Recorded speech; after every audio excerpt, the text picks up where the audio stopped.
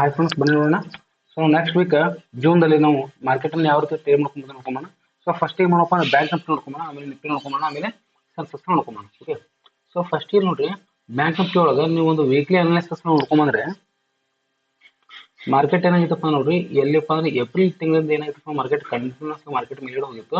ಮತ್ತೆ ಇಲ್ಲಿ ಏನು ಹೈ ಇತ್ತು, ಆಲ್ ಟೈಮ್ ಹೈ ಬ್ರೇಕ್ ಮಾಡ್ಕೊಂಡು ಮಾರ್ಕೆಟ್ ಮತ್ತೆ ಏನಾಗಿತ್ತಪ್ಪ ಅಂತಂದ್ರೆ ಇಲ್ಲೊಂದು ಸ್ಟಾಪ್ ಲಾಸ್ ಹಿಟ್ ಮಾಡ್ಕೊಂಡು ಮಾರ್ಕೆಟ್ ಕಂಟಿನ್ಯೂಸ್ ಹೋಗಿತ್ತು. ಬಟ್ ಈ ಒಂದು ವೀಕ್ ದಲ್ಲಿ ಏನಾಗಿತ್ತಪ್ಪ ಮಾರ್ಕೆಟ್ ಫುಲ್ ಡೌನ್ ಆಗಿದೆ. ಓಕೆ, ಸೊ ಇದೇನೈತಿಲ್ಲ, ಇದು ಗ್ರೀನ್ ಕ್ಯಾಂಡಲ್ ಏನಾಗಿದೆಪ್ಪ, ಈ ರೆಡ್ ಕ್ಯಾಂಡಲ್ ಪೂರಾ ಎನ್ಗೆಲ್ಪ್ ಮಾಡಿದೆ. ಸೊ ಅಂದ್ರೆ ಇಲ್ಲಿ ಏನಪ್ಪಾ ಅಂದ್ರೆ ಈ ಒಂದು ಜಾಗದಲ್ಲಿ, ಈ ಒಂದು ಏರಿಯಾದಲ್ಲಿ ಓಕೆ 57,000ದಿಂದ 55,500 ತನಕ ಏನಪ್ಪ ಅಂದ್ರೆ ಸುಮಾರು ಒಂದು 15 ಪಾಯಿಂಟ್ ವರೆಗೆ ಏನಪ್ಪ ಕಂಟಿನ್ಯೂಸ್ ಆಗಿ ಸೆಲ್ಲಿಂಗ್ ಪಾಯಿಂಟ್ ಇದೆ.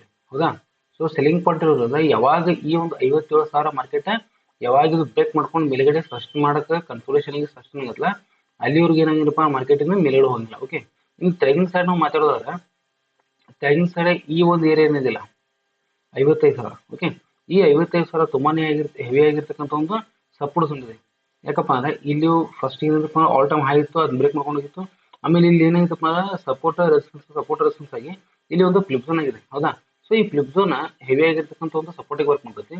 ಯಾವಾಗಿದ್ದು 55,000 ಬ್ರೇಕ್ ಮಾಡ್ಕೊಂಡು ಕೆಳಗೆ ಕಂಟಿನ್ಯೂಸ್ ಆಗಿ ಸಸ್ಟೈನ್ ಆಗಿ ಚಾಲು ಆಗುತ್ತೆ, ಅವಾಗ ಮಾರ್ಕೆಟ್ ಫಾಲ್ ಆಗಕ್ಕೆ ಸ್ಟಾರ್ಟ್ ಆಗುತ್ತೆ. ಓಕೆ, ಸೊ ಯಾವಾಗ ಮೇಲ್ಗಡೆ ಹೋಗುತ್ತಪ್ಪ ಅಂದ್ರೆ 57,000 ಮೇಲೆ ಮಾರ್ಕೆಟ್ ಟ್ರೇಡ್ ಮಾಡಬೇಕು, ಅವಾಗ ಮತ್ತೆ ಮಾರ್ಕೆಟ್ ಮೇಲೆ ಹೋಗುತ್ತೆ. ಅಲ್ಲಿವರೆಗೆ ಏನಾಗುತ್ತಪ್ಪ ಅಂತಂದ್ರೆ 57,000 ಮತ್ತು 55,500 ಮಾರ್ಕೆಟ್ ಏನಪ್ಪ ಅಂದ್ರೆ ಇದೇ ರೀತಿಯಾಗಿ ಮಾರ್ಕೆಟ್ ಏನಾಗುತ್ತಪ್ಪ ಮೇಲ್ಗಡೆ ಹೋದಾಗ ಕೆಳಗಡೆ ಬರುತ್ತೆ, ಕೆಳಗಡೆ ಬಂದಾಗ ಮೇಲೆ ಇರುತ್ತೆ. ಈ ರೀತಿಯಾಗಿ ಕನ್ಸಲ್ಟೇಷನ್ ಆಗಿರ್ತಕ್ಕಂಥ ಸಾಧ್ಯತೆಗಳು ಜಾಸ್ತಿ ಇದಾವೆ. ಆಮೇಲೆ ಗ್ಲೋಬಲ್ ಆಗಿ ಇರಾನ್ ಮತ್ತು ಇಸ್ರೇಲ್ ವಾರ್ ನಡೆದಿರೋದ್ರಿಂದ ಯಾವಾಗ ಏನಾಗುತ್ತಪ್ಪ ಅಂದ್ರೆ ಮಾರ್ಕೆಟ್ ಫಾಲ್ ಆಗುತ್ತೆ ಅಂತ ಹೇಳಕ್ಕೆ ಬರೋದಿಲ್ಲ. ಓಕೆ, ಸೊ ಇಲ್ಲಿ ಮೇಲ್ಗಡೆ ಇರ್ತಕ್ಕಂಥದ್ದು ಇದು ಇಂಪಾರ್ಟೆಂಟ್, ಆಮೇಲೆ ಕೆಳಗಡೆ ಇರ್ತಕ್ಕಂಥದ್ದು ಇದು ಇಂಪಾರ್ಟೆಂಟ್. ಓಕೆ, ಇದನ್ನ ಬ್ರೇಕ್ ಮಾಡ್ಕೊಂಡು ಕೆಳಗಡೆ ಬಂತಪ್ಪ ಅಂದ್ರೆ ಇದನ್ನು ಬ್ರೇಕ್ ಮಾಡ್ಕೊಂಡು ಹೋಗ್ಬೇಕು. ಓಕೆ, ಅವಾಗ ಮಾತ್ರ ಏನಾಗುತ್ತಪ್ಪ ಕೆಳಗಡೆ ಫಾಲ್ ಆಗ್ತಕ್ಕಂಥ ಸಾಧ್ಯತೆಗಳು ಜಾಸ್ತಿ ಇದಾವೆ. ಸೊ ಇದನ್ನ ನಾವು ಒಂದು ಸ್ವಲ್ಪ ವೀಕ್ಲಿ ಇದ್ದದನ್ನ ಡೈಲಿ ಟ್ರೇಡ್ ಮಾಡಿ ನೋಡ್ಕೊಂಡ್ರೆ ನೋಡ್ರಿ ಮಾರ್ಕೆಟ್ ಇದು ಒಂದು ಸ್ವಲ್ಪ ನೀವು ಕ್ಲಿಯರ್ ನೋಡ್ರಿ ಯಾವ ರೀತಿ ಇದೆಪ್ಪ ಅಂದ್ರೆ ಮಾರ್ಕೆಟ್ ಏನ್ ಮಾಡಿತ್ತು, ಇದೇ ರೀತಿ ಕೆಳಗಡೆ ಆರಿಜಿನ್ ಟ್ರೆಂಡ್ ಲೈನ್ ತಗೊಂಡಿತ್ತು, ಟ್ರೆಂಡ್ ಲೈನ್ ತಗೊಂಡು ಮತ್ತೆ ಇಲ್ಲಿ ಟ್ರೆಂಡ್ ಲೈನ್ ತಗೊಂಡು ಮಾರ್ಕೆಟ್ ಮೇಲ್ಗಡೆ ಹೋಗಿತ್ತು. ಮೇಲ್ಗಡೆ ಹೋಗಿ ಇಲ್ಲಿ ಏನಾಗಿತ್ತಪ್ಪ ಅಂದ್ರೆ ಗ್ಯಾಪ್ ಆಫ್ ಕೊಟ್ಟಿಸಿಂದ ಮಾರ್ಕೆಟ್ ಹೇಗಿರ್ತಕ್ಕಂಥ ಒಂದು ಬುಲಿಶ್ ಝೋನ್ ಅನ್ನ ತೋರಿಸಿದ್ರು ಕೂಡ ಇದೇನಾಗಿತ್ತಪ್ಪ ಅಂದ್ರೆ ಇದೇನು ಝೋನ್ ಇತ್ತಲ್ಲ, ಇದು ಗ್ಯಾಪ್ ಆಫ್ ಝೋನ್, ಈ ಗ್ಯಾಪ್ ಆಫ್ ಝೋನ್ ಏನಾಗಿತ್ತು ಫಿಲ್ ಆಗಿತ್ತು.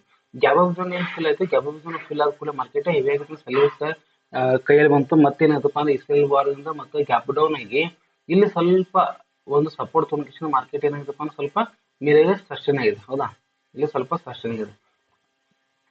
ಇಲ್ಲಿ ಇಂಪಾರ್ಟೆಂಟ್ ಏನಪ್ಪಾ ಅಂದ್ರೆ ಈ ಒಂದು ಏರಿಯಾ, ಯಾಕಪ್ಪ ಇಲ್ಲಿ ಏನಾಗಿತ್ತಪ್ಪ ಅಂದ್ರೆ ಇಲ್ಲಿ ಒಂದು ಏರಿಯಾ ಏನಾಗಿತ್ತಪ್ಪ ಅಂದ್ರೆ ಹೇಗಿರ್ತಕ್ಕಂಥ ಒಂದು ರೆಸಿಸ್ಟೆನ್ಸ್ ಸಪೋರ್ಟ್ ಝೋನ್ ಮಾಡ್ಕೊಂಡು ಫ್ಲಿಪ್ ಝೋನ್ ಆಗಿರೋದ್ರಿಂದ ಈ ಒಂದು ಏರಿಯಾ ಏನಾಗಿತ್ತಪ್ಪ ತುಂಬಾ ಇಂಪಾರ್ಟೆಂಟ್ ಆಗಿರ್ತಕ್ಕಂಥದ್ದು. ಈ ಒಂದು ಏರಿಯಾ 55,500 ಏರಿಯಾ ಏನೋ ಬ್ರೇಕ್ ಮಾಡ್ಕೊಂಡು ಮಾರ್ಕೆಟ್ ಮತ್ತೆ ಇದೇ ಕನ್ಸೋಲೇಷನ್ ಆಗಿ ಕೆಳಗಡೆ ಬ್ರೇಕ್ ಮಾಡೋದಪ್ಪ ಅಂದ್ರೆ ಈ ಒಂದು ಏರಿಯಾದಲ್ಲಿ ಏನಪ್ಪ ಅಂದ್ರೆ ಹೇಗಿರ್ತಕ್ಕಂಥ ಒಂದು ನಮ್ಗೆ ಸಪೋರ್ಟ್ ಅನ್ನು ನೋಡತಕ್ಕಂಥ ಸಾಧ್ಯತೆಗಳು ಇಲ್ಲಿ ಜಾಸ್ತಿ ಇರ್ತಾವೆ. ಓಕೆ, ಸೊ ಇಲ್ಲೇನಪ್ಪ ಇದೇನು ಒಂದು ಗ್ಯಾಪ್ ಕ್ರಿಯೇಟ್ ಆಗಿದಿಲ್ಲ, ಸ್ವಲ್ಪ ಜೂಮ್ ಮಾಡ್ಕೊಂಡ್ರೆ ಇಲ್ಲಿ ನಿಮಗೆ ಗ್ಯಾಪ್ ಕ್ರಿಯೇಟ್ ಆಗಿದೆ ಇಲ್ಲಿ. ಓಕೆ, ಇದೇನು ಗ್ಯಾಪ್ ಕ್ರಿಯೇಟ್ ಆಗಿದೆ, ಈ ಒಂದು ಗ್ಯಾಪ್ ಏನಪ್ಪ ಅಂದ್ರೆ ತುಂಬಾನೇ ಇಂಪಾರ್ಟೆಂಟ್ ಆಗಿರ್ತಕ್ಕಂಥ ಒಂದು ಗ್ಯಾಪ್ ಇದೆ. ಹೌದಾ, ಸೊ ಈ ಗ್ಯಾಪ್ದಲ್ಲಿ ಮಾರ್ಕೆಟ್ ಕಂಟಿನ್ಯೂಸ್ ಆಗಿ ಮೇಲ್ಗಡೆ ಹೋಗಬಾರ್ದು.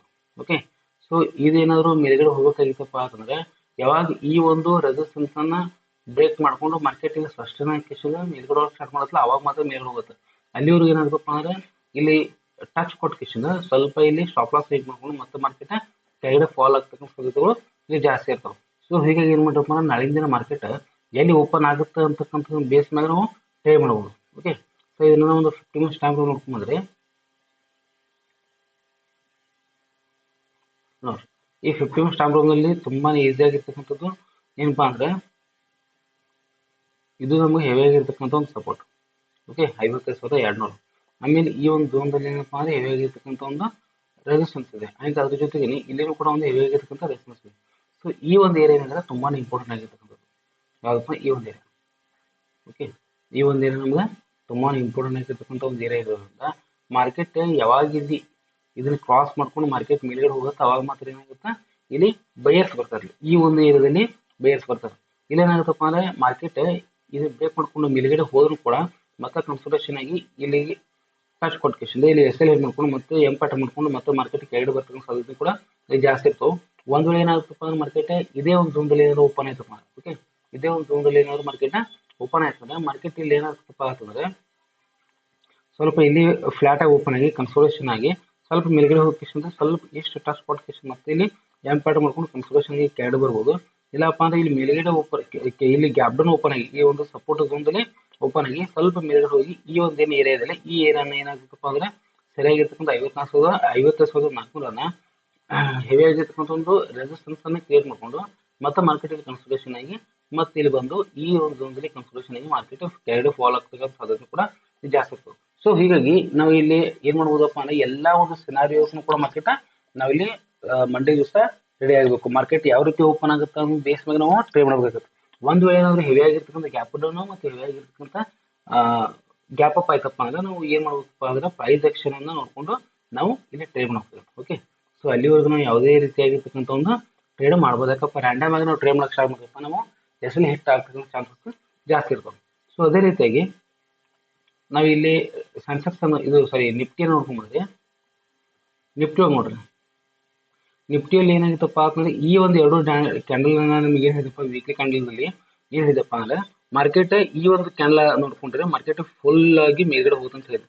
ಆದ್ರೆ ಇಲ್ಲಿ ಏನಾಗಿತ್ತಪ್ಪ ಅಂದ್ರೆ ಈ ಒಂದು ಝೋನ್ದಲ್ಲಿ ಹೆವಿ ಆಗಿರ್ತಕ್ಕಂಥ ಒಂದು ರೆಸಿಸ್ಟೆನ್ಸ್ ಇರೋದ್ರಿಂದ ಮತ್ತು ಜಿಯೋ ಪೊಲಿಟಿಕಲ್ ವಾರ್ ನಡೆದಿರೋದ್ರಿಂದ ಏನಾಗಿತ್ತಪ್ಪ ಮಾರ್ಕೆಟ್ ಮತ್ತೆ ರಿಟರ್ನ್ ಆಗಿ ಮಾರ್ಕೆಟ್ ಫಾಲ್ ಆಯ್ತು. ಸೊ ಫಾಲ್ ಆದ್ರೂ ಕೂಡ ಮಾರ್ಕೆಟ್ ಎಲ್ಲಿ ಸಸ್ಟೈನ್ ಆಗಿ ನಿಂತಿದ್ದಪ್ಪ ಅಂದ್ರೆ ಈ ಒಂದು ಏರಿಯಾದಲ್ಲಿ ಓಕೆ 24,700 ಈ 24,700 ಇದು ಸರಿ 24,650 ಓಕೆ ಈ 24,650 ಹೆವಿ ಆಗಿರ್ತಕ್ಕಂಥ ಒಂದು ಸಪೋರ್ಟ್ ಇರೋದ್ರಿಂದ ಮಾರ್ಕೆಟ್ ಎಲ್ಲಿವರೆಗೂ ಇದ್ರ ಬ್ರೇಕ್ ಮಾಡಂಗಿಲ್ಲ ಅಲ್ಲಿವರೆಗೂ ಮಾರ್ಕೆಟ್ ಇಲ್ಲಿ ಕೆಳಗಡೆ ಬರೋದಿಲ್ಲ. ಆದ್ರೆ ಒಂದು ವೇಳೆ ಏನಾದ್ರು ನೆಕ್ಸ್ಟ್ ವೀಕ್ದಲ್ಲಿ ಅಥವಾ ನಾಳೆ ಒಂದ್ 2-3 ದಿನದಲ್ಲಿ ಈ ಒಂದು ಏರಿಯಾದಲ್ಲಿ ಏನಾದ್ರು ಮತ್ತೆ ಇದೇ ರೀತಿ ಕನ್ಸೋಲೇಷನ್ ಆಯ್ತಪ್ಪ ಅಂತಂದ್ರೆ ಕನ್ಸೋಲೇಷನ್ ಆಗಿ ಇಲ್ಲಿ ಕೆಳಗಡೆ ಬ್ರೇಕ್ ಮಾಡ್ತಾರೆ ಮತ್ತೆ ಮಾರ್ಕೆಟ್ ಈ ಝೋನ್ ತನಕ ಮಾರ್ಕೆಟ್ 24,000 ಝೋನ್ ತನಕ ಮಾರ್ಕೆಟ್ ಬರ್ತಕ್ಕಂಥ ಸಾಧ್ಯತೆಗಳು ಇಲ್ಲಿ ಜಾಸ್ತಿ ಇರ್ತವೆ. ಸೊ ಹೀಗಾಗಿ ಏನ್ ಮಾಡ್ರಪ್ಪ ಅಂದ್ರೆ ಮಾರ್ಕೆಟ್ದಲ್ಲಿ ನೀವು ನೆಕ್ಸ್ಟ್ ವೀಕ್ದಲ್ಲಿ ಸ್ವಲ್ಪ ನೋಡ್ಕೊಂಡು ನಿಧಾನವಾಗಿ ಟ್ರೇಡ್ ಮಾಡೋದು ತುಂಬಾನೇ ಒಳ್ಳೇದಂತ ನನ್ನ ಒಂದು ಅಭಿಪ್ರಾಯ. ಸೊ ಅದೇ ರೀತಿಯಾಗಿ ನಾವು ವೀಕ್ಲಿ ಅನಾಲಿಸಿಸ್ ಅನ್ನು ಕೂಡ ನೋಡ್ಕೊಂಡ್ರೆ ಇಲ್ಲಿ ನೋಡ್ರಿ ಈ ವೀಕ್ಲಿ ಅನಾಲಿಸಿಸ್ ಏನದಪ್ಪ ಅಂದ್ರೆ ಒಂದ್ ಸ್ವಲ್ಪ ಇಲ್ಲಿ ಕನ್ಸೋಲೇಷನ್ ಆಗಿದೆ ಈ ಏರಿಯಾ ಹೌದಾ.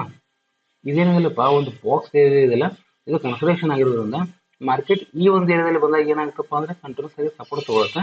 ಆಮೇಲೆ ಈ ಏರಿಯಾದಲ್ಲಿ ಬಂದಾಗ ಮಾರ್ಕೆಟ್ ಏನಾಗ್ತಪ್ಪ ಕಂಟಿನ್ಯೂಸ್ ಆಗಿ ರೆಸಲ್ಟ್ ತಗೊಳುತ್ತೆ. ಸೊ ಈ ಏರಿಯಾ ಬಂದ್ರೆ ಏನಾಗ್ತಪ್ಪ ಇಲ್ಲಿ ಸೆಲ್ಲರ್ಸ್ ಆಕ್ಟಿವ್ ಆಗ್ತಾರೆ, ಇಲ್ಲಿ ಬಂದ್ರೆ ಏನಾಗ್ತದೆ ಇಲ್ಲಿ ಬಯಸ್ ಆಕ್ಟಿವ್ ಆಗ್ತದೆ. ಸೊ ಈ ಒಂದು ಏರಿಯಾ ಫುಲ್ ಆಗಿ ಏನಾಗ್ತಪ್ಪ ಅಂದ್ರೆ ಕವರ್ ಹಾಕೊಂಡು ಮಾರ್ಕೆಟ್ ಇದರ ಮೇಲೆ ಏನಾದ್ರು ಕನ್ಸೋಲೇಷನ್ ಆಗಿ ಬ್ರೇಕ್ ಕೊಡ್ತಪ್ಪ ಅಂದ್ರೆ ಅವಾಗ ಮಾರ್ಕೆಟ್ ಎಲ್ಲಿರೂ ಹೋಗೋದಪ್ಪ ಅಂದ್ರೆ 26,000 ಕೂಡ ಮಾರ್ಕೆಟ್ ಇಲ್ಲಿ ಹೋಗ್ತಕ್ಕಂಥ ಸಾಧ್ಯತೆಗಳು ಜಾಸ್ತಿ ಇದಾವೆ. ಒಂದ್ ವೇಳೆ ಏನಾದ್ರು ಇಲ್ಲಿನೂ ಕೂಡ ಒಂದು ಸ್ವಲ್ಪ ಕನ್ಸೋಲೇಷನ್ ಆಗಿ ಕೆಳಗಡೆ ಬ್ರೇಕ್ ಮಾಡ್ತಂದ್ರೆ ಮತ್ತೆ ಮಾರ್ಕೆಟ್ 24,000 ಕೂಡ ಬರ್ತಕ್ಕಂಥ ಸಾಧ್ಯತೆಗಳು ಇಲ್ಲಿ ಜಾಸ್ತಿ ಇದೆ. ಸೊ ಇಲ್ಲಿ 24,000 ಕೆಳಗಡೆ ಬಂತಪ್ಪ ಅಂದ್ರೆ ಮೇಲ್ಗಡೆ ಹೋಯ್ತಪ್ಪ ಅಥವಾ ಎಲ್ಲಿ ಹೋಗೋದಪ್ಪ ಅಂದ್ರೆ 26,000 ಕೂಡ ಮಾರ್ಕೆಟ್ ಹೋಗ್ತಕ್ಕಂಥ ಸಾಧ್ಯತೆಗಳು ಇಲ್ಲಿ ಜಾಸ್ತಿ ಇದೆ. ಬಟ್ ಡಿಪೆಂಡ್ ಅಪಾನ್ ಏನಪ್ಪಾ ಅಂದ್ರೆ ಮಾರ್ಕೆಟ್ ಎಲ್ಲಿ ಓಪನ್ ಆಗ್ತದೆ ಅಂತಕ್ಕಂಥದ್ದು ತುಂಬಾ ಇಂಪಾರ್ಟೆಂಟ್. ಓಕೆ, ಸೊ ಎಲ್ಲಿ ಓಪನ್ ಆಗುತ್ತೆ ಅಂತಕ್ಕಂಥ ನೋಡ್ಕೊಂಡು ನಾವು ಟ್ರೈ ಮಾಡೋದು ತುಂಬಾನೇ ಒಳ್ಳೇದು. ಸೊ ಇದನ್ನ ಒಂದು 50 ಸ್ಟಾಂಪ್ ನೋಡ್ಕೊಂಡ್ರೆ ಸೊ ಇಲ್ಲಿ ನೋಡಿ 50 ಸ್ಟಾಂಪ್ ನೋಡ್ರಿ, ಈ 50 ಸ್ಟಾಂಪ್ ಅದಕ್ಕಿಂತ ಇಲ್ಲಿ ಮಾರ್ಕೆಟ್ ಅನ್ನ ಸ್ವಲ್ಪ ನೀವು ನೀಟಾಗಿ ಅಬ್ಸರ್ವ್ ಮಾಡಿದ್ರಿ ನೋಡ್ರಿ ಮಾರ್ಕೆಟ್ ಏನಪ್ಪ ಅಂದ್ರೆ ಫಸ್ಟಿಗೆ ಮೇಲ್ಗಡೆ ಹೋಗಿತ್ತು, ಆಮೇಲೆ ಕೆಳಗಡೆ ಬಂತು, ಮತ್ತೆ ಮೇಲ್ಗಡೆ ಹೋಗಿತ್ತು, ಮತ್ತೆ ಕೆಳಗಡೆ ಬಂತು. ಸೊ ಇಲ್ಲಿ ಏನಪ್ಪ ಅಂದ್ರೆ ಎಂ ಪ್ಯಾಟರ್ನ್ ಅಂತ ಅನ್ಸುತ್ತೆ. ಇಲ್ಲೊಂದು ಟಾಪ್ ಇದೆ, ಓಕೆ ಇಲ್ಲೊಂದು ಟಾಪ್ ಇದೆ. ಸೊ ಇದೇನಪ್ಪ ಅಂದ್ರೆ ಒಂದು ಇವಾಗ ಇದು ನೆಕ್ಲೈನ್ ಇದೆ. ಸೊ ಈ ನೆಕ್ಲೈನ್ ದಲ್ಲಿ ಏನಾಗಿದೆಪ್ಪ ಅಂದ್ರೆ ಇವಾಗ ಮಾರ್ಕೆಟ್ ಬಂದ್ ನಿಂತ್ಕೊಂಡಿದೆ ಹೌದಾ. ಸೊ ಈ ಒಂದು ನೆಕ್ಲೈನ್ ಅನ್ನ ಏನಾದ್ರು ಮಾರ್ಕೆಟ್ ಕೆಳಗಿನ ಸೈಡ್ ಬ್ರೇಕ್ ಮಾಡ್ತಪ್ಪ ಅಂದ್ರೆ ಮಾರ್ಕೆಟ್ ಕೆಳಗಡೆ ಫಾಲ್ ಆಗ್ತಕ್ಕಂಥ ಸಾಧ್ಯತೆಗಳು ಇಲ್ಲಿ ಜಾಸ್ತಿ ಇರ್ತವೆ. ಸೊ ಆದ್ರೆ ನಾವು ಒಂದು ಸ್ವಲ್ಪ ಇಂಟರ್ಡೇ ಟ್ರೇಡಿಂಗ್ ದಲ್ಲಿ ನೋಡ್ಕೊಂಡ್ರೆ ಈ ಇಂಟರ್ಡೇ ಟ್ರೇಡಿಂಗ್ ದಲ್ಲಿ ಏನಪ್ಪಾ ಅಂದ್ರೆ ನಮಗೊಂದು ಮೇಜರ್ ಝೋನ್ ಏನಪ್ಪಾ ಅಂದ್ರೆ ಇದು ಒಂದು ಝೋನ್ ಮೇಜರ್ ಝೋನ್ 24,500 ಒಂದು ಮೇಜರ್ ಝೋನ್ ಸಪೋರ್ಟ್ ಆಗಿರ್ತಕ್ಕಂಥದ್ದು. ಆಮೇಲೆ ಸೆಕೆಂಡ್ ಝೋನ್ ಇರ್ತಕ್ಕಂಥದ್ದು ಯಾವ್ದಪ್ಪ ಅಂದ್ರೆ ಹೆವಿ ಆಗಿರ್ತಕ್ಕಂಥ ಒಂದು ರೆಸಿಸ್ಟೆನ್ಸ್ 24,750. ಈ 24,750 ಹೆವಿ ಆಗಿರ್ತಕ್ಕಂಥ ಝೋನ್ ಇದೆ. ಆಮೇಲೆ ಇದು ಒಂದು ಹೆವಿ ಆಗಿರ್ತಕ್ಕಂಥ ಸಪೋರ್ಟ್ ಆದ್ರೆ ಇದು ಹೆವಿ ಆಗಿರ್ತಕ್ಕಂಥ ಒಂದು ರೆಸಿಸ್ಟೆನ್ಸ್. ಓಕೆ, ಅದ್ರ ಜೊತೆ ಇದನ್ನು ಕೂಡ ಒಂದೇನಪ್ಪಾ ಅಂದ್ರೆ ಹೆವಿ ಆಗಿರ್ತಕ್ಕಂಥ ಒಂದು ರೆಸಿಸ್ಟೆನ್ಸ್ ಆಗಿ ಆಕ್ಟ್ ಮಾಡತಕ್ಕಂಥ ಸಾಧ್ಯತೆಗಳು ಕೂಡ ಜಾಸ್ತಿ ಇದೆ. ಇದು ರೆಸಿಸ್ಟೆನ್ಸ್ 1, ಇದು ರೆಸಿಸ್ಟೆನ್ಸ್ 2. ಮಾರ್ಕೆಟ್ ಏನಾದ್ರು ನಾಳಿನ ದಿನ ಏನಾದ್ರು ಇದೇ ಒಂದು ಸ್ಪೇಸ್ ಕನ್ಸೋಲೇಷನ್ ಆಗಿ ಮಾರ್ಕೆಟ್ ಈ ಒಂದು ಏರಿಯಾ ಏನು ಬ್ರೇಕ್ ಮಾಡ್ಕೊಂಡು ಹೋಯ್ತಪ್ಪ ಅಂದ್ರೆ ಅವಾಗ ಸಡನ್ ಆಗಿ ನೀವು ಬೈ ಮಾಡ್ಲಕ್ ಹೋಗ್ಬೇಡಿ. ಯಾವಾಗ ಬೈ ಮಾಡ್ರಪ್ಪ ಅಂದ್ರೆ ಈ ಒಂದು ಏರಿಯಾ ಬಂದ ಕಿಸಿಂದ ಈ ಝೋನ್ ದಲ್ಲಿ ಕನ್ಸೋಲೇಷನ್ ಆಗಿ ಮೇಲ್ಗಡೆ ಬ್ರೇಕ್ ಕೊಡ್ತಪ್ಪ ಅಂದ್ರೆ ಅವಾಗ ಮಾತ್ರ ಬೈ ಮಾಡಿ. ಇಲ್ಲಪ್ಪ ಅಂದ್ರೆ ನೀವು ಈ ಒಂದು ಝೋನ್ ದಲ್ಲಿ ಏನು ಡೈರೆಕ್ಟ್ ಬೈ ಮಾಡಿದ್ರಪ್ಪ ಅಂದ್ರೆ ನೀವು ಟ್ರಾಪ್ ಆಗ್ತಕ್ಕಂಥ ಸಾಧ್ಯತೆಗಳು ಜಾಸ್ತಿ ಇದಾವೆ. ಏನಾಗುತ್ತಪ್ಪ ಅಂದ್ರೆ ಇಲ್ಲಿ ಮೇಲ್ಗಡೆ ಹೋಗಿಸಿಂದ ಈ ಝೋನ್ ಬಂದು ಮತ್ತೆ ಕನ್ಸೋಲೇಷನ್ ಇಲ್ಲಿ ಆಗಿ ಡೈರೆಕ್ಟ್ ಆಗಿ ಇಲ್ಲಿ ಕೆಳಗಡೆ ಫಾಲ್ ಆಗ್ತಪ್ಪ ಅಂದ್ರೆ ಭಾಳ ಸ್ಪೀಡ್ ಆಗಿ ಇಲ್ಲಿ ಫಾಲ್ ಆಗ್ತಕ್ಕಂಥ ಸಾಧ್ಯತೆಗಳು ಇಲ್ಲಿ ಜಾಸ್ತಿ ಇರ್ತದೆ. ಯಾಕಪ್ಪ ಅಂದ್ರೆ ಈ ಒಂದು ಏರಿಯಾದಲ್ಲಿ ಇರ್ತಕ್ಕಂಥ ಸೆಲ್ಲರ್ಸ್ ಈ ಏರಿಯಾದಲ್ಲಿ ತುಂಬಾನೇ ಹೆವಿ ಆಗಿರ್ತಕ್ಕಂಥ ಸೆಲ್ಲರ್ಸ್ ಹೆವಿ ಕ್ವಾಂಟಿಟಿನ ತಗೊಂಡಿಂದ ಕುಂತಿರ್ತಾರೆ. ಒಂದ್ ವೇಳೆ ಏನಾದ್ರು ಮಾರ್ಕೆಟ್ ಈ ಒಂದು ಏರಿಯಾದಲ್ಲಿ ಏನಾದ್ರು ಓಪನ್ ಆಗ್ತಾರೆ, ಓಕೆ, ಡೈರೆಕ್ಟ್ ಆಗಿ ಸಪೋರ್ಟ್ ಇರ್ತಕ್ಕಂಥ ಏರಿಯಾದಲ್ಲಿ ಏನಾದ್ರು ಮಾರ್ಕೆಟ್ ಓಪನ್ ಆಯ್ತಪ್ಪ ಅಂದ್ರೆ ಮಾರ್ಕೆಟ್ ಇಲ್ಲಿ ಏನಾಗ್ತದಪ್ಪ ಅಂದ್ರೆ ನಿಧಾನವಾಗಿ ಫಸ್ಟ್ ಮೇಲ್ಗಡೆ ಹೋಗಿ ಈ ಒಂದು ಏರಿಯಾಕ್ಕೆ ಏನಾಗುತ್ತಪ್ಪ ಅಂತಂದ್ರೆ ಹೆವಿ ಆಗಿರ್ತಕ್ಕಂಥ ರೆಸಿಸ್ಟೆನ್ಸ್ ತಗೊಂಡಿಂದ ಮತ್ತೆ ಇಲ್ಲಿ ಸ್ವಲ್ಪ ಕನ್ಸಲ್ಟೇಷನ್ ಆಗಿ ಮತ್ತೆ ಕೆಳಗಡೆ ಬರ್ತಕ್ಕಂಥ ಸಾಧ್ಯತೆ ಕೂಡ ಇಲ್ಲಿ ಜಾಸ್ತಿ ಇರ್ತದೆ. ಸೊ ಆಮೇಲೆ ಹೆವಿ ಆಗಿರ್ತಕ್ಕಂಥ ಸಪೋರ್ಟ್ ಮತ್ತೆ ಹೆವಿ ಆಗಿರ್ತಕ್ಕಂಥ ಗ್ಯಾಪ್ ಅಪ್ ಮತ್ತೆ ಹೆವಿ ಆಗಿರ್ತಕ್ಕಂಥ ಗ್ಯಾಪ್ ಡೌನ್ ಆಯ್ತಪ್ಪ ಅಂದ್ರೆ ಅಲ್ಲಿ ಪ್ರೈಸ್ ಆಕ್ಷನ್ ಯಾವ ರೀತಿ ಇದೆ ಅಂತಕ್ಕಂಥದ್ದನ್ನು ನೋಡ್ಕೊಂಡು ಟೈಮ್ ಮಾಡೋದು ತುಂಬಾನೇ ಒಳ್ಳೇದು. ಓಕೆ, ಸೊ ಅದೇ ರೀತಿಯಾಗಿ ನಾವು ಸ್ವಲ್ಪ ಸೆನ್ಸೆಕ್ಸ್ ನೋಡ್ಕೊಂಡ್ರೆ ಸೆನ್ಸೆಕ್ಸ್ ಅನ್ನು ಕೂಡ ಸೇಮ್ ಥಿಯರಿ ಇದೆ. ಓಕೆ, ಸೆನ್ಸೆಕ್ಸ್ ಅಲ್ಲಿ ನೋಡ್ರಿ ಏನಿದೆಪ್ಪ ಅಂದ್ರೆ ಇಲ್ಲಿ ಒಂದು ಹೆವಿ ಆಗಿರ್ತಕ್ಕಂಥ ಒಂದು ರೆಸಿಸ್ಟೆನ್ಸ್ ಇತ್ತು, ಓಕೆ, ಇಲ್ಲಿನೂ ಕೂಡ ರೆಸಿಸ್ಟೆನ್ಸ್ ಇತ್ತು, ಇಲ್ಲಿನೂ ಕೂಡ ರೆಸಿಸ್ಟೆನ್ಸ್ ಇತ್ತು. ಸೊ ಈ ಒಂದು ಎರಡು ನಾವು ಈ 4 ಕ್ಯಾಂಡಲ್ ನೋಡಿದ ಮೇಲೆ ನಾವು ಏನು ಮಾಡಿದ್ವಿ ಮಾಡಿ ಕನ್ಸಲ್ಟೇಷನ್ ಆಗಿದೆ ಮೇಲ್ಗಡೆ ಹೋದಂತ ನಾವು ತಿಳ್ಕೊಂಡಿದ್ವಿ. ಆದ್ರೆ ಈ ಜಿಯೋ ಪೊಲಿಟಿಕಲ್ ವಾರ್ ಇರೋದ್ರಿಂದ ಮಾರ್ಕೆಟ್ ಮೇಲ್ಗಡೆ ಹೋಗಿದ್ದು ಮತ್ತೆ ರಿಟರ್ನ್ ಆಗಿ ಕೆಳಗಡೆ ಬಂತು. ಬಟ್ ಇಲ್ಲಿ ಏನಾಗಿದೆಪ್ಪ ಹೆವಿ ಆಗಿರ್ತಕ್ಕಂಥ ಸಪೋರ್ಟ್ ತಗೊಂಡಿದೆ ಈ ಒಂದು. ಓಕೆ, ಈ ಎಲ್ಲಿವರೆಗೂ ಇದು ಸಪೋರ್ಟ್ ಹೋಲ್ಡ್ ಮಾಡುತ್ತಾ ಅಲ್ಲಿವರೆಗೂ ಮಾರ್ಕೆಟ್ ಮೇಲ್ಗಡೆ ಇರುತ್ತೆ. ಇಲ್ಲಪ್ಪ ಅಂತ ಮಾರ್ಕೆಟ್ ಏನಾಗಿತ್ತಪ್ಪ ಅಂದ್ರೆ ಡೈರೆಕ್ಟ್ ಆಗಿ ಫಾಲ್ ಆಗ್ತಕ್ಕಂಥ ಸಾಧ್ಯತೆ ಕೂಡ ಜಾಸ್ತಿ ಇರೋದು. ಯಾಕಪ್ಪ ಈ ಒಂದು ಚಿಕ್ಕದಾಗಿರ್ತಕ್ಕಂಥ ಪ್ಯಾಟರ್ನ್ ನೋಡ್ಕೊಂಡ್ರೆ ನೋಡಿ, ಇಲ್ಲಿನೂ ಒಂದು ಸಣ್ಣ ಪ್ಯಾಟರ್ನ್ ಇದೆ, ಇಲ್ಲಿನೂ ಕೂಡ ಒಂದು ಸಣ್ಣ ಪ್ಯಾಟರ್ನ್, ಹೌದಾ. ಸೊ ಇಲ್ಲಿ ಕನ್ಸಲ್ಟೇಷನ್ ಆಗಿ ಮಾರ್ಕೆಟ್ ಸಡನ್ ಆಗಿ ಫಾಲ್ ಆಗ್ತಕ್ಕಂಥ ಸಾಧ್ಯತೆ ಕೂಡ ಇಲ್ಲಿ ಜಾಸ್ತಿ ಇರ್ತದೆ. ಅದನ್ನ ಸ್ವಲ್ಪ ನಾವು ನೋಡ್ಕೊಂಡು ಟ್ರೇಡ್ ಮಾಡಬೇಕು. ಓಕೆ, ಇದನ್ನ ಒಂದು ಒನ್ ಡೇ ಟೈಮ್ ಫ್ರೇಮ್ ನೋಡ್ಕೊಂಡ್ರೆ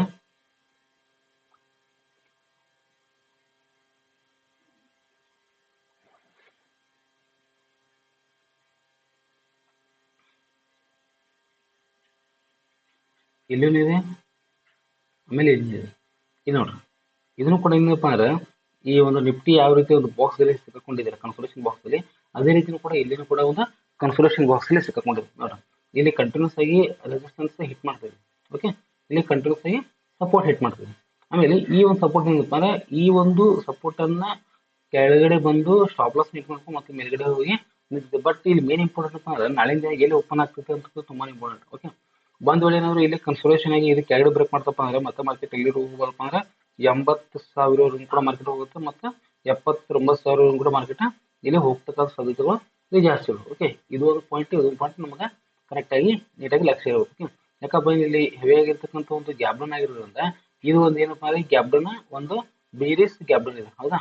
ಇದೊಂದು ಏನಪ್ಪಾ ಅಂದ್ರೆ ಬೇರಿಯಸ್ ಝೋನ್ ಇರೋದ್ರಿಂದ ಮಾರ್ಕೆಟ್ ಈ ಬೇರಿಯಸ್ ಝೋನ್ ಕ್ರ್ಯಾಕ್ ಮಾಡ್ಕೊಂಡು ಮೇಲ್ಗಡೆ ಹೋಗೋವರೆಗೂ ನಾವು ಇಲ್ಲೇ ಸ್ವಲ್ಪ ನೀಟಾಗಿ ನೋಡ್ಕೊಂಡು ಟ್ರೈ ಮಾಡ್ಬೇಕು. ಓಕೆ, ಸ್ವಲ್ಪ ಇದು ನೋಡ್ರಿ,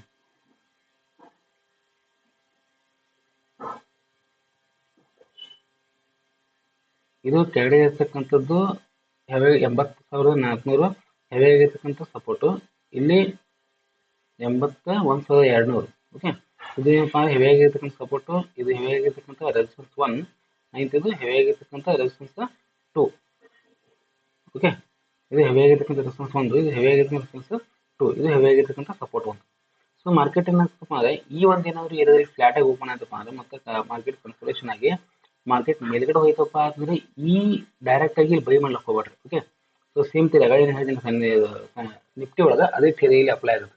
ಯಾವಾಗ ನಾವು ಬೈ ಮಾಡ್ಬೇಕಪ್ಪ ಅಂದ್ರೆ ಈ ಒಂದು ಏರಿಯಾಕ್ಕೆ ಹೋಗಿಸಿಂದ ಅವಾಗ ಕನ್ಸಲ್ಟೇಷನ್ ಆಗಿ ಮೇಲ್ಗಡೆ ಏನು ಬ್ರೇಕ್ಔಟ್ ಕೊಡುತ್ತಲ್ಲ ಅವಾಗ ನಾವು ಇಲ್ಲಿ ಮಾರ್ಕೆಟ್ಗೆ ಟ್ರೇಡ್ ತಗೋಬೇಕು. ಇಲ್ಲಿ ಅಲ್ಲಿವರೆಗೂ ನಾವು ಏನು ಮಾಡ್ಬೋದಪ್ಪ ಅಂದ್ರೆ ಇದೇ ಟ್ರೇಡ್ ಅನ್ನ ನಾವು ಇನ್ಸೈಟ್ ಮಾಡಬಾರ್ದು. ಯಾಕಪ್ಪ ಅಂದ್ರೆ ಇಲ್ಲಿ ಈ ಒಂದು ಸ್ಪೇಸ್ ಅಲ್ಲಿ ಇರೋದ್ರಿಂದ ಈ ಒಂದು ಸ್ಪೇಸ್ ಅಲ್ಲಿ ಹೆವಿ ಆಗಿರ್ತಕ್ಕಂಥ ಸೆಲ್ಲರ್ಸ್ ತಮ್ಮ ಹೆವಿ ಕ್ವಾಂಟಿಟಿ ತಗೊಂಡು ನಿಂತಿರ್ತಾರೆ. ಹೀಗಾಗಿ ಏನಾಗ್ತಪ್ಪ ಅಂದ್ರೆ ಮಾರ್ಕೆಟ್ ಅಲ್ಲಿ ನಾವು ಫೇಲ್ ಆಗ್ತಕ್ಕಂಥ ಸಾಧ್ಯತೆಗಳು, ನಾವು ಲಾಸ್ ಆಗ್ತಕ್ಕಂಥ ಸಾಧ್ಯತೆಗಳು ಜಾಸ್ತಿ ಇರ್ತವೆ. ಓಕೆ, ಒಂದು ವೇಳೆ ಏನಾದ್ರು ಮಾರ್ಕೆಟ್ ಡೈರೆಕ್ಟ್ ಇದೇ ಝೋನ್ದಲ್ಲಿ ಇರೋ ಮಾರ್ಕೆಟ್ ಓಪನ್ ಆಗ್ತದೆ ಮಾರ್ಕೆಟ್ ಕನ್ಸಲ್ಟೇಷನ್ ಆಗಿ ಈ ಒಂದು ಝೋನ್ದಲ್ಲಿ ಬಂದು ಇದಕ್ಕೆ ಪುಲ್ವಾಸ ಕೆಳಗೆ ಬರಬೇಕು. ಒಂದು ಇಲ್ಲಪ್ಪ ಅಂದ್ರೆ ಕನ್ಸಲ್ಟೇಷನ್ ಆಗಿ ಈ ಒಂದು ಏರಿಯಾನ ಈ ಝೋನ್ ಏರಿಯಾದಲ್ಲಿ ಈ ಝೋನ್ ಬ್ರೇಕ್ ಮಾಡ್ಕೊಂಡು ಮತ್ತೆ ಈ ಝೋನ್ ಮೇಲೆ ಹೋಗಿ ಇಲ್ಲಿ ಕನ್ಸಲ್ಟೇಷನ್ ಆಗಿ ಮೇಲ್ಗಡೆ ಬ್ರೇಕ್ ಕೊಡಬೇಕು. ಅಲ್ಲಿವರೆಗೂ ಏನು ಮಾಡ್ರಪ್ಪ ಅಂದ್ರೆ ಇಲ್ಲಿ ಬೈಯರ್ಸ್ ಇಲ್ಲಿ ಬೈ ಮಾಡ್ಲಕ್ಕೆ ಹೋಗ್ಬಿಟ್ರಿ, ಆಮೇಲೆ ಇಲ್ಲಿ ಸೆಲ್ ಮಾಡ್ಲಕ್ಕೆ ಹೋಗ್ಬಿಟ್ರಿ. ಓಕೆ, ಒಂದು ವೇಳೆ ಏನಾದ್ರು ಡೈರೆಕ್ಟ್ ಆಗಿ ಗ್ಯಾಪ್ ಡೌನ್ ಆಯ್ತಪ್ಪ ಅಂದ್ರೆ ಈ ಒಂದು ಸಪೋರ್ಟ್ ಝೋನಲ್ಲಿ ಗ್ಯಾಪ್ ಡೌನ್ ಆಯ್ತಪ್ಪ ಅಂದ್ರೆ ಮಾರ್ಕೆಟ್ ಏನಾಗ್ತಪ್ಪ ಫಸ್ಟಿಗೆ ಮೇಲ್ಗಡೆ ಬರುತ್ತೆ. ಮೇಲ್ಗಡೆ ಬಂದ್ರೆ ಈ ಒಂದು ಏರಿಯಾಕ್ಕೆ ಏನಾಗುತ್ತಪ್ಪ ಅಂತಂದ್ರೆ ಹೆವಿ ಆಗಿರ್ತಕ್ಕಂಥ ಒಂದು ಸಪೋರ್ಟ್ ಅನ್ನ ಕ್ರಿಯೇಟ್ ಮಾಡ್ಕೊಂಡು ರೆಸಿಸ್ಟೆನ್ಸ್ ನ ಕ್ರಿಯೇಟ್ ಮಾಡ್ಕೊಂಡು ಮಾರ್ಕೆಟ್ ಏನ್ ಮಾಡ್ತಪ್ಪ ಅಂದ್ರೆ ಇಲ್ಲಿ ಕಂಟಿನ್ಯೂಸ್ಲಿ ಕನ್ಸಲ್ಟೇಷನ್ ಆಗಿ